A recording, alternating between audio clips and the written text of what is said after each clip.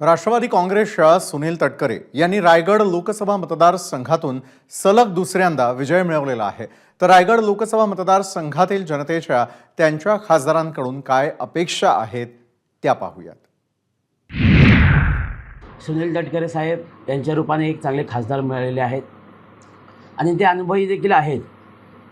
आता बघितलं तर त्यांच्याकडून अपेक्षा म्हटलं तर आज वकील संरक्षण कायदा जो कित्येक वर्ष पेंडिंग आहे तो कायदा येणं गरजेचं आहे। दुसरा मुद्दा बघितला तर महाडमध्ये MIDC आहे आणि तिथं जर मोठ्या प्रमाणात MIDC आली आणि ती राहिली, चांगले उद्योगधंदे आले तर इथं जे काही सुशिक्षित बेरोजगार आहेत त्यांना नोकरी मिळेल।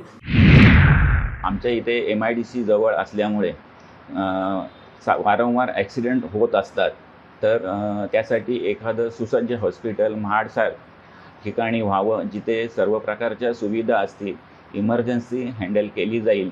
आणि माझा अजून एक मुद्दा आहे का रायगडच्या पायथ्याशी जे धरण होऊ घातलेलं आहे ते खूप वर्ष रखडलेलं आहे। त्या सिंचन प्रकल्पामुळे आमच्या भागामध्ये पाण्याची सुविधा सर्व खोऱ्याला होऊ शकते।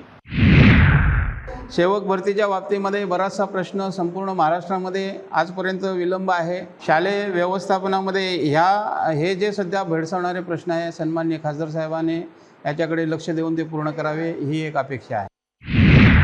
सध्याची परिस्थिती मजूर मिळत नसल्यामुळे अत्याधुनिक शेती करत असताना जी यांत्रिकी युग आहे त्या यांत्रिकी युगामध्ये आपल्याला सगळ्यांना ज्या गोष्टी आवश्यक आहेत त्या मिळाव्या अशी मी शेतकरी म्हणून अपेक्षा व्यक्त करतो।